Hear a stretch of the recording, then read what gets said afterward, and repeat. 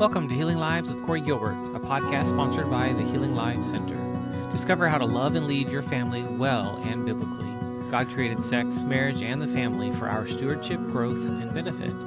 My heart and passion is to teach, train, educate, and disciple Christians that want strong marriages and families. The Healing Lives Center has been serving Christians since the year 2000. Its mission is to be a center for sex, trauma, and marriage education and transformation, where we offer counseling, coaching, courses, and speaking services to you, your church, or ministry. Check us out at healinglives.com. Welcome back. Today I have a wonderful conversation with Tina Davidson. Looking forward to this. So Tina, thank you so much for coming on. Oh, just totally delighted to be here. I'm coming out of Lancaster, Pennsylvania. That's a little bit of a hike from you.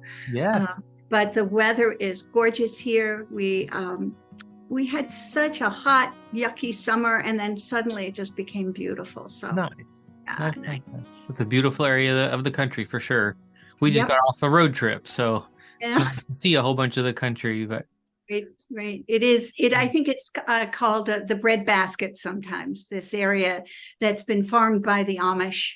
Yep. Yeah. Well, you have an amazing story of just your life and all that you've been through, and looking forward to today to kind of unpack some of your life story and then the lessons you can give us, which are the nuggets of what you found in life. So looking forward to learning from you today. So tell us a little bit about your life journey. Well, let me tell you, first of all, give you a little bit of background. I am a classical composer, so I have spent the last 45 years writing music for string quartets, orchestras, choral, operas, out of a classical tradition. So you could write music out of a rap tradition or a country tradition. I happen to write out of a classical tradition, so they're more for concert ensembles. And recently, I just published a book called Let Your Heart Be Broken, Life Music from a Classical Composer. And it is about my childhood, some of the traumas. I had some illnesses, and how I, through those and with those, related to music. Now, I have to say, I've been playing the piano since I won't tell you, over 60 years. And my mother insisted, and I was a pretty compliant, happy little girl, and I said, okay. And by the time I was 7, I think I started when I was 5, and by the time I was 7, I was practicing an hour a day. So I know you can hardly imagine it with today's kids, right? So true. You can hardly imagine it. Well, we didn't have as many distractions. Right. My mother was a college professor, and she really didn't care that we had friends. And she didn't like us to watch TV. Mm-hmm. So, we did a lot of reading and we practiced our instruments. I teach piano and composition now. I can't even begin to imagine asking my kids to practice more than a half an hour a day. I mean, that would be a miracle if they practiced a half an hour. But so I got to be a pretty good pianist. And then we lived abroad for a little bit, and then I went to college at Bennington College, and that's how I started to compose music. But I want to say that I won't say that music was the healer in my life, but music was a safe haven. And actually, I didn't really understand that until I wrote this memoir and then started to talk about it. Even when I wrote it in the memoir, I don't think I really understood what a safe place that was. Oh, that's so neat. So I had some traumas, and we can talk about those. But one of the effects of those is I could dissociate like anybody. I mean, you could just look at me the wrong way, and in my mind, I would be out of there. And sometimes they came with really deep depressions. But in a funny way, music, and maybe even reading intensively as a child, or maybe even watching television, has a kind of dissociation to it. You don't have to deal with the outside. You are not connected to the outside. It's this kind of private life that you have Music is not very tangible, so it wasn't like I had words for it. Certainly when I read, I was like going, oh, I had to be in, what was happening.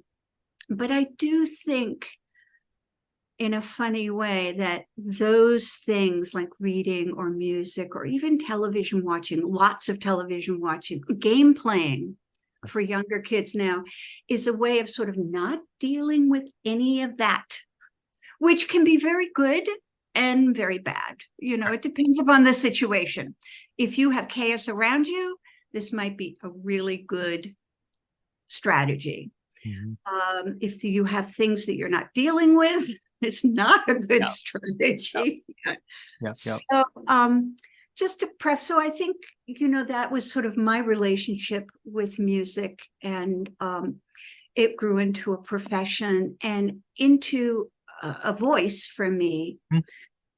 So you wanted to know a little bit about the backstory. Well, and that the power of music, mm-hmm. I think we are losing that. I think we are obliterating the power of music in our culture right now. Like, I hope there's going to be a revival. I hope there's going to be, basically, like, we're not raising up musicians either. This is we're not raising up people that even could write if they potentially had that. They spent all their time playing Xbox, or they've spent all their time. So, like, to me, this is potentially an art that is being lost, if you will. But we know that it does something to the whole brain. One of the things, music is one of the few things, playing an instrument does something. It affects the whole brain, where you mentioned like TV watching or even reading a book, it doesn't. Right. It's so interesting. My beloved niece, when she was 16, tragically got a brain tumor. And I was part of her, a year and a half later, I was part of her 5-week care. And she could no longer talk, but she could sing, and she could sing the words. Wow. So where the music is with words is a different place in your brain. And there are a lot of people who have lost language because of traumatic injury or perhaps stroke. I don't know about stroke, but perhaps, and they learn through singing. I love that. Because my kids, we do classical conversations. We homeschool, and they learned all their beginning memory work through song. Everything from math tables to history. What a great idea. All through song. And so it has been amazing to watch them. Great. Watching a movie. It's kind of hard in an SAT exam when you go 2 + 2 and 2. Yes. Are you singing? Yes. Well, then our oldest, because it's an experiment, our oldest finally did take the SAT and ACT, and he did great. And it's like, okay, good. Yeah. We've passed that barrier, but so you mentioned how with music, like, this is a powerful tool, and you're seeing it now, and you wrote your book, which exposed more to you about the power of it. But go backwards then to your story. Yes. What led to that? So, there were a lot of things that led to me writing this book. I think because I was in my 60s and I really wanted to talk about not only my life, which could be important or unimportant, but the thing that I love so much, which is composing music. And I wanted to put words to how I felt about music, what my relationship was, and how I wrote music. Not like I'm going to take the pencil now and I'm going to write a D. I'm not talking about that, but what I hold in my head while I'm composing, usually a title, how my energy has kind of grown, what I think about melody, et cetera, et cetera. But to start with a backstory,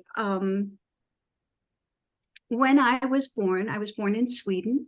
And when I was 6 months old, my mother placed me in a foster home, and then she left.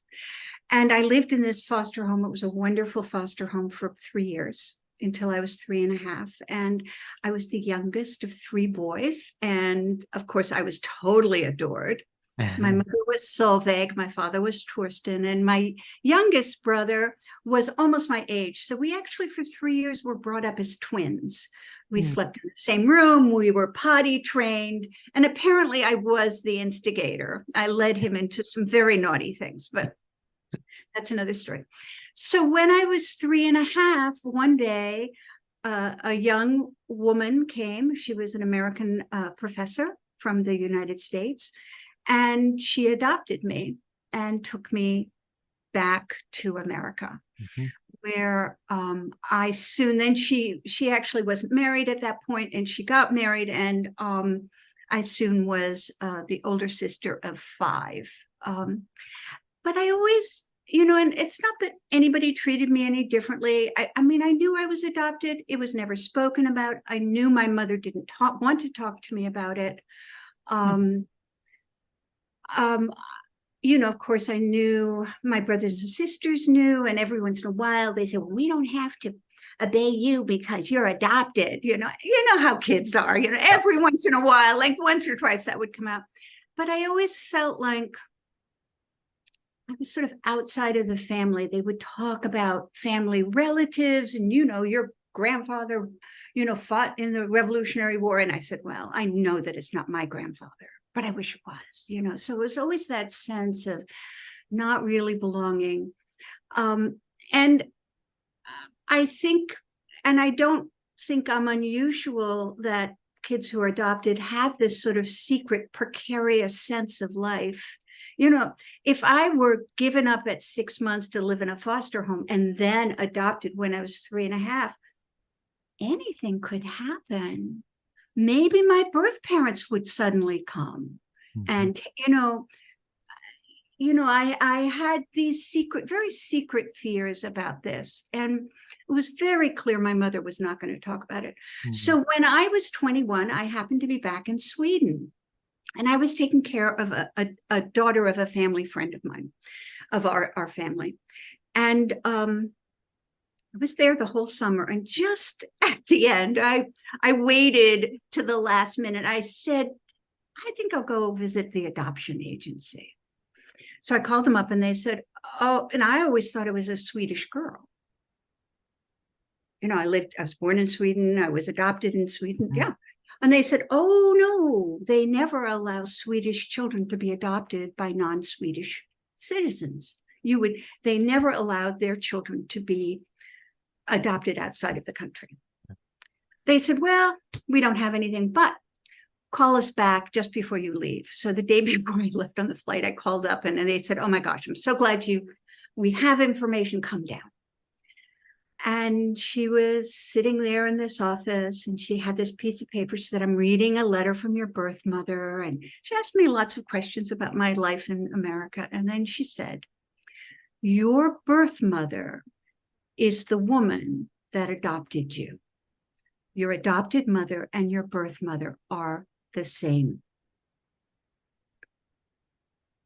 Whoa. And I just thought, you mean, it was just like my whole reality kind of changed. I had been living like this adopted child, wanting to know where are my biological roots? What body did I come from? And I was sitting right next to it. Oh my goodness.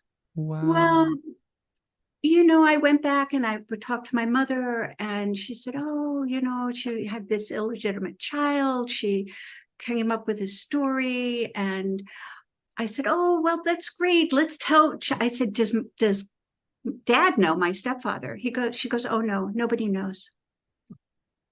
I said, wow. Well, how about I tell my brothers and sisters? She said, nope. Oh.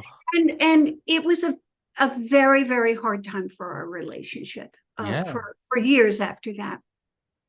And so what did I learn? Well, first of all, when I write in the book, I say, you are entitled to privacy. Absolutely, 100%. You are entitled to privacy.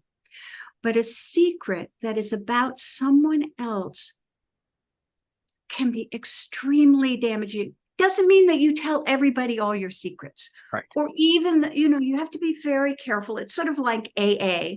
There's this time where you go and you make amends. There's some people, you don't say to your ex-wife, oh, and by the way, I was having all these girlfriends. Maybe that's not, she's divorced. It's not necessary for her to know that. So, you have to take care. But a secret like this was not only devastating to me, but devastating to the whole family. Do I understand and have compassion for my mother? Yes. She was in an awful situation. She was a young, extremely bright. She had gotten her PhD. She would have lost her job, no question. But it didn't mean that when I was 12 or 13, she couldn't have said to me, hey, honey, let's go talk. Oh, please, yes. Oh, but did not. And the trouble with secrets is that the longer you keep them, and they're about other people that you're in relationship with, the more you're edging around this secret, the more it is almost becoming a character in your life. Maybe even shaping how vulnerable you'll be willing. My mother didn't really talk much about her feelings. And so I think it also kept her very quiet about a lot of things. And I think she became more and more paranoid. She, even though time was progressing and she certainly wouldn't have lost her job. Right. She really felt that she would have lost her job. She became more and more, and she really felt that this had happened to her and it didn't have anything to do with me. That's so sad. And again, this is, I think, cultural too. Well, at the time. I think that this is why I always come down to emotional honesty. The quicker I can get to what I was doing and maybe say it to somebody else, oh, I realize, that or at least have a conversation with myself, like, oh, I could have done that better.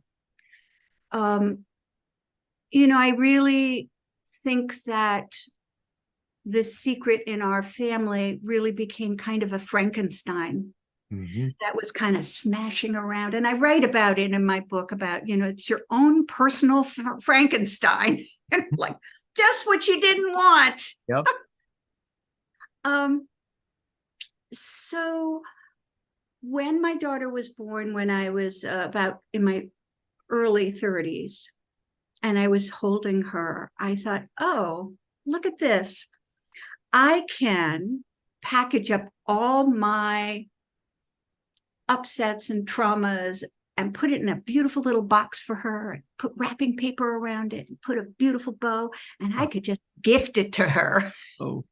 And it could be her own special gift. Oh, no. Or I could really get to work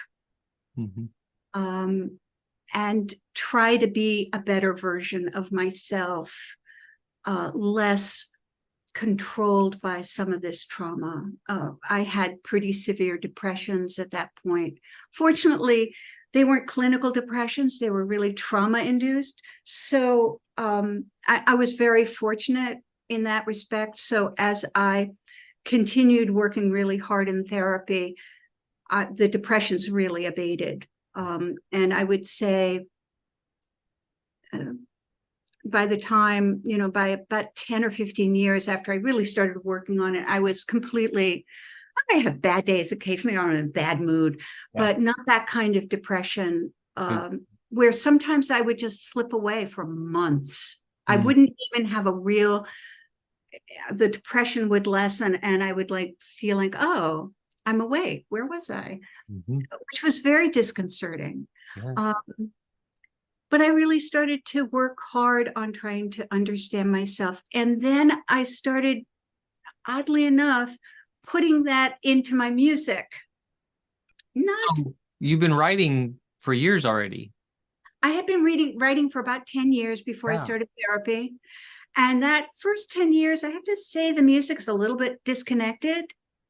I don't love that the works in that 10 years. There's some of them that are okay, but I just don't feel I was awake. And then when my daughter was born, actually I was writing a piece called Blood Memory. Interesting. Yes. And so it's that idea of that through our relatives, we have a memory. Mm-hmm. And it's subtitled A Long Quiet After the Call. So there's that sense that history calls to you. And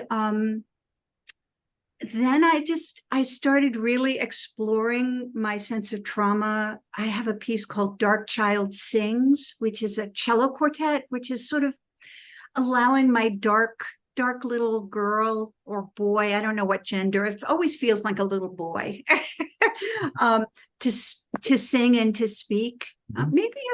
Maybe I felt like a little boy when I was with all my brothers. Yep. Maybe.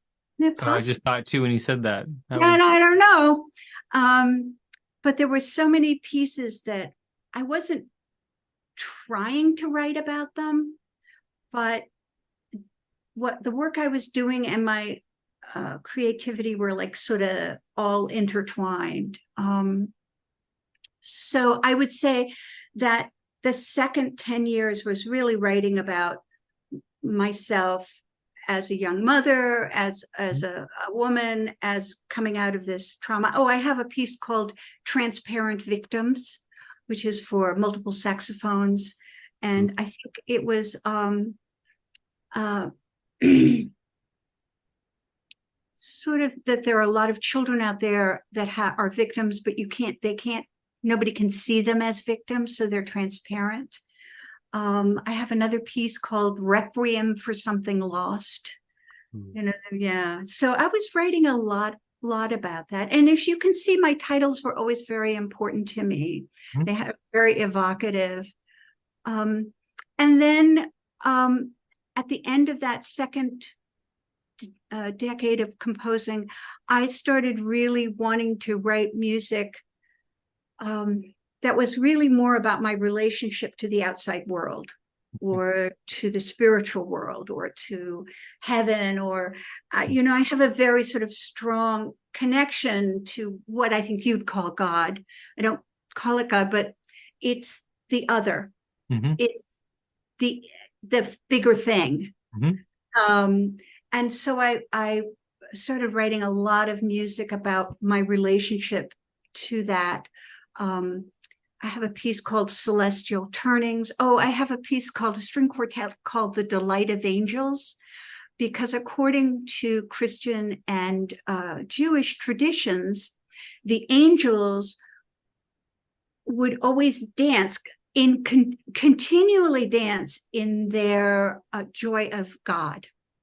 That they would just dance, and it was just the way that they spoke or were with God in their joy and their love of God, as they just perpetually danced. And I thought that was such a wonderful idea, to be in that kind of, I don't know what you'd call it, kind of a total relationship, Mm-hmm. where it's only one thing. Yes, I like that. Yeah, so that was sort of my exploration of what it would be to be dancing ceaselessly in the presence of the divine. So it is interesting that you have a Christian following, and I do write a lot about my relationship with God, although it's not a Christian. I'm not a practicing Christian. I have a piece that I wrote recently. Actually, we're going to record it. It's called Barefoot. And it is about walking on the earth in your bare feet. Mm-hmm. But the analogy is always the burning bush, and how you have to take off your sandals to be in the presence of God. Mm-hmm. And there is something very holy about being shoeless. Your feet on the earth, or in the sand or the dust, or the something that in the presence of God. So that's a piece, for, I think it's originally for string orchestra, but I think it's a string quartet and piano that we're recording it in. Oh, so that sounds so beautiful. Yeah. Oh, goodness. Well, and one of the things about music, and one of the things you're describing even today, is I love that you take such care on the titles. But one of my favorite parts of any music is the behind the scenes of why that was written, Mhm. What is the author, the composer attempting to say, portray? I was emphasizing to one of my kids the other day, because we have our TV, we have surround sound. I love good music. I love my bass. I love, and Great. I was like, this movie ended and it had such a majestic music piece, and then it square, it's got bigger and bigger, and then done. And I was like, man, imagine that movie without the music score. Because my boys especially don't pay attention to that, and I'm like, that's just gorgeous. The Mhm. impact of music, Yeah. it makes or breaks almost everything, from church services to Mhm, mhm. music or Well, to and the movies. community commune that Mhm. you're in commune with others while singing is so important. Yes. And harmonies. Oh, I love harmonies. Oh my gosh, have you ever listened to Elvis Presley do uh male quartet Bible songs? I Oh have my not in God. forever. Oh, they're so beautiful. Really old-timey Nice. kind of sounds and his voice. Oh, Yeah, yeah. that's the thing. Music does something. Even if we all have everyone likes different kinds of music, and everyone has their different preferences and tastes, but it's one of those things that does something powerful. It's neat that you found that young, Mm-hmm. and that, yes, you turned it into a profession, but it has served a role in your life, leading to the book now, Yes. and leading to even discoveries now of your own story, which I think is incredible. Well, and it's also a passion of mine to teach composition. For many, many years when I was living in Philadelphia, I was going into inner city schools where they didn't have music programs and teaching kids who were in fourth and fifth grade. I created this whole program called Young Composers. And what we did, I wasn't going to teach them notation, of course not. But I wanted to, I got them for 10 different lessons. So usually once a week for 10 weeks. And the goal was that they would create enough music in their class of their own compositions that they perform for the school. Oh, I love it. Long program, maybe 20 minutes, maybe 30 minutes, but so when I went in, and I'd done lots of teaching in schools, and I found that they didn't have any musical instruments. The school didn't have music programs.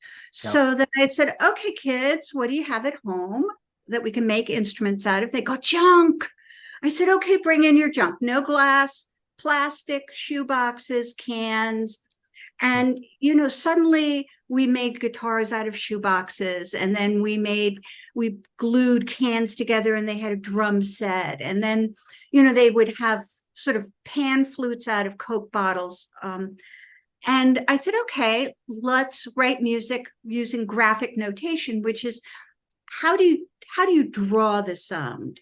If you had to draw a sound like a beep, beep, beep, maybe you just have and then they would create stories, where they'd have somebody walking in, maybe it was a haunted house, and they would shake chains, but they had to draw it. They had to kind of create a map. Mm-hmm. And then we reduced the paper, and I said, okay, now I want you to make symbols of the sound. How long is the sound? How high or how low? And they created these wonderful pieces. And I don't know, I have just such a passion about ensuring that anyone that I'm with, that they get from me that they are creative people. Mm-hmm. And to me, as a teacher, that's what I want to teach. Not, I'd love it if you'd become a composer, but more that you value your creativity, that you really believe in it, you trust it, and that nobody can say, "Oh yeah, well you don't have any creativity." That it's like you have two arms, you have two legs, you have creativity. I went to college in music, and so I majored in music. Mhm, My heart and passion was music ministry. I majored in composition, mhm. and then found out my junior year that you have to have talent. And so my professor sat me down and they were like, "You're not going to be able to pass your recitals. You're not going to graduate." And they loved me enough to not let me fail. Instead, they prepared me. And so I had to find a new adventure, my life, I felt like it ended. But then the next semester I took a counseling class. Fast forward a few years and I'm in my counseling degree, and they start the practicum with the picture of the director of an orchestra. Mm. And to then go into my now 23 years as a therapist, counselor, and go, wow, what I'm doing is in a different side of that craft, if you will. I'm not doing actual music. It's other, as I work with families. And that music experience, it just totally enriches. I mean, yes. I teach a lot of piano and a lot of cello. They don't have to become great musicians, but it transforms them. Yes. Yeah. And that I'm always telling them that they're in charge of their creativity, that it belongs to them. It's one of their innate gifts. Mm-hmm. And, I grew up in a time where people would say, oh, don't sing, you have a terrible voice. How many people were silenced? True. And I really take offense at that. I love it when people sing and they're off key. That's what I like about some churches are all about performance, and I don't like that. Versus the churches where, hey, Aunt Susie wants to get up there and sing, and she's got to bring it. It's worship. Yeah. No, I believe that for myself too. I mean, of course, I'm a professional composer, and I certainly want my performers to be, excellent. But I do say I was just up at a festival in Rhode Island, and these were great performers, but it was just the last concert of 2 weeks of performing. They were exhausted. There wasn't quite enough time. And I finally said to them, they were really kind of discouraged. And I said, look, forget the notes. Just forget the notes. Play the music. Mm-hmm. Just play. I said, so you make some mistakes. Who's going to know? Maybe just me. They went off and practiced some more. And they said to me, oh, we got a little lost. I said, oh, nobody knew. And it was a wonderful performance. It got, a standing ovation. Nice. I mean, so for my recordings, I do expect a higher bar. Of course. And there's a time and a place for performance and near perfection. And you got an audience, maybe even an audience that paid a lot of money. Like there's different places for, I grew up in South America, and if you were visiting the church and you had an instrument with you, it's like, come on up, join the band. We never rehearsed one time ever in my whole growing up years. Mm-hmm. And then I came to the United States, and it's like they rehearsed for everything. That was new to me. Okay. And both are acceptable. So it's just different settings and different cultures. And I love how you've used music, and you've used it to even address that word trauma. Mm-hmm. You've written pieces that seem to be almost therapeutic for you. Mm-hmm. Mm-hmm. And it's helped you kind of process. How else has that impacted your life and your story up to this point in your life? The different pieces you've written and the why behind them. Right. I want to say there's something that's really interesting about the arts. And I also find it with writing. I get to know myself better when I write it down. Mm-hmm. Yeah. And not only that, I think there's something about, and performing is all about motion. You have the finger motion, you have the bow motion. It's very kinetic. Mm-hmm. And writing or painting is very kinetic as well. And I think that also helps you sort of unlock, maybe, I don't know about deeper, but broader. I don't know exactly. I think it's deeper, big time deeper. Yeah. The other thing I always sort of laughed about my music, I always thought I was putting myself into the music, and the music was really all about me. And sometimes I get a little nervous because I don't want people to think that, because not all composers write about themselves. Right. They write all different ways. But for me, I am sort of the growing medium. I was just writing a blog about how when I was a child, my aunt came back from the lab and she brought these agar plates that have this clear growing medium in a little dish. And then you put a thumbprint in, or you scrape off the kitchen, and then you smear it on, and you see what bacteria grows. And it's kind of amazing what the invisible looks like. Mm-hmm. And I felt that my music was sort of like that growing medium. So sometimes I have this funny relationship with music. Sometimes, like, the notes will really behave and they really stay where I put them. And sometimes they kind of walk away, or, I'm like, what are you doing? Yeah. Sometimes I erase them and they reappear. I do think that's sort of because there is an inner logic for myself, and maybe that section was cementing part of the piece together, and I was taking. I'm always amazed when I finished a piece that the piece is almost like instructing me, teaching me something about myself. I keep on thinking I'm putting myself in the work, but there is this very reciprocal thing that happens that is just wonderful. And I go, oh, that's the next direction. Oh, and that next piece then that musician picks up their bow or their instrument to then interpret. That's a whole nother connection point, because there's the person that can sit there and make it go perfect, and there's no life. Yeah, and I'm very clear about get that. The notes. In classical music, there is this tradition with classical works, is that we want to drill down to see exactly what Beethoven was meaning. We want to play it exactly as Beethoven wanted us. Yeah. And I have a very fluid relationship. I didn't put those notes there haphazardly.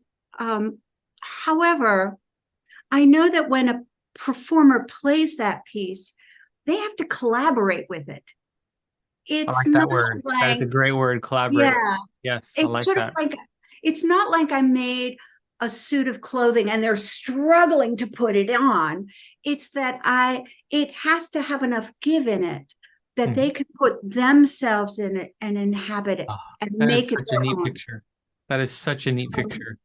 And it is that collaboration that I love. And then, in a sort of magical way, they have to collaborate with the audience, because the music doesn't exist unless you can hear it.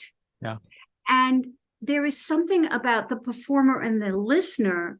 If you play a piece just by yourself, it's so different than when you perform it for others. Yep. There is this kind of tension or energy or exchange that happens. So I always feel that music is one great big collaboration. I have to collaborate with the notes, or they're saying, yeah, we had to collaborate with her. And then the music collaborates with the performers, and then the performers collaborate with the audience to create this sharing that goes on. And that picture you just said, that sharing, to me, that is what it's all about. Like, I love concerts. Yeah. Good music, and I like all genres. But like, we went, my son in his class, he's in 10th grade, or was in 9th grade, now in 10th grade, and then we went to Portland, Oregon, to the 10 Grands. So they had 10 grand pianos, and they had all these different musicians rotating through, and other instruments, and kids coming up there and performing, and I'm on the edge of my seat. It's like heaven to me. And my wife was there. She tolerated it. Like, her experience is very different.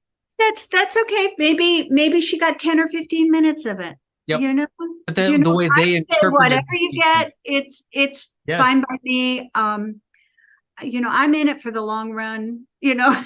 I'm you're deeply invested for the long run. Yeah, and I love my profession. I keep on wanting everybody to write music or have permission to explore it.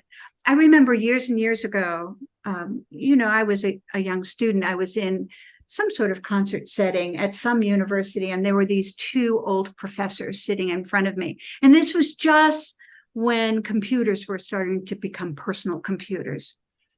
And they were talking to each other, and I heard one of them say, this means that anybody will be able to write music because they have a computer. Yeah. Like, it's sort of like anybody can breathe now. Yes. No. You've got to be the gatekeepers. No, Right, can't let it happen. exactly. And so I just feel that the more people that find an art form and do the art form, the more connections and more listeners, people who are interested in it. That's I sort of subscribe to an abundance theory. Yep, and not a scarcity theory about. Well, I think because we are, like I said in the beginning, we are in a potential scarcity season where we need young people to stop the Xbox and to be practicing an instrument. They say that a teenage boy, especially from age 15 to 30, the amount of time they spend on some video game, they could be a master sculptor, master of any instrument. I think it's 10,000 hours. It's insane. They could and instead we're wasting our times oftentimes either just consuming or just passive. Well, I think it's interesting because I think that in my generation, a lot of people smoked pot and it was sort of the same effect. They never learned how to relate because they were kind of stoned. Yeah. And they didn't have to deal with mom or with dad or with their girlfriend or with their boss because they were always, and, they kind of woke up in their late 30s and 40s and kind of said, oh my God, I don't know how to relate. Yep. So I think, we're having a kind of a different unrelating, if you're going to spend this much time alone learning to relate with the game rather than with people around you, it does put you at a huge disadvantage in your job, in your marriage, in your community, in your world.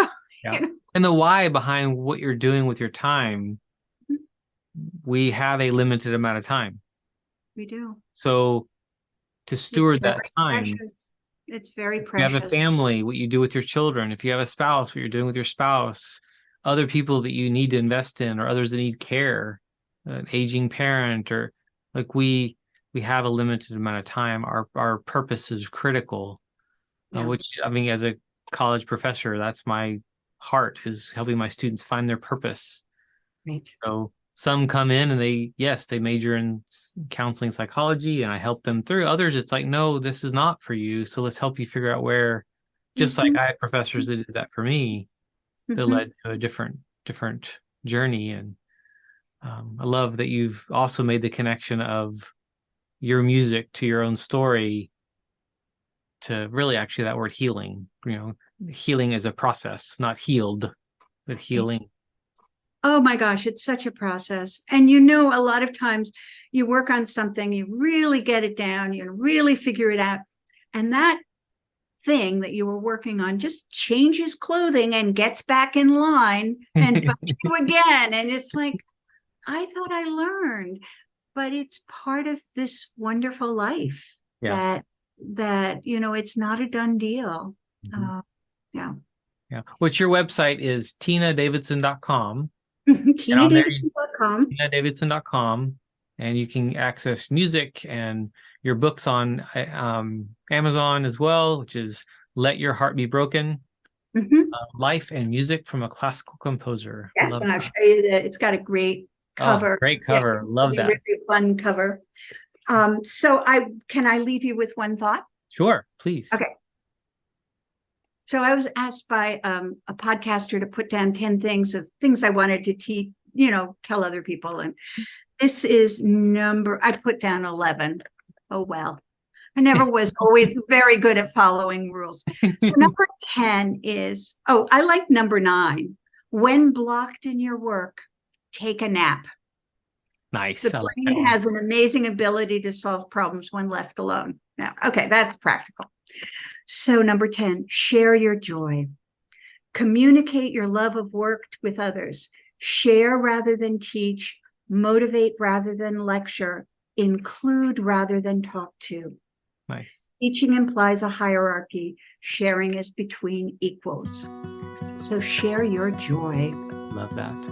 Share your joy, yes. Love that. That's so important. As a counselor and as a teacher, that to me is critical, is partnering with my students, not anxious. Oh, people get so excited. Yes. Yeah. Share your joy. Love it. Well, Tina, so great meeting you and talking with you. Wonderful. Thank you so much. I really love this conversation. Well, bless you and bless your future. Thank you. Right. Thank you for tuning in to the Healing Lives with Corey Gilbert podcast. It has been an honor to serve. If you are struggling, have questions, or in need, Dr. Gilbert offers a free consultation for new clients. Check us out at healinglives.com to book a call. If this has been helpful to you, please share it, leave a review, and help us get the word out so that we can see lives changed, marriages transformed, and more people come into a life-changing relationship with Jesus Christ. The Healing Life Center offers online courses, programs, books, intensives, and other services to help you live biblically and well. Discover more resources on YouTube and in Dr. Gilbert's Healing Marriage Facebook group, The Healing Marriage.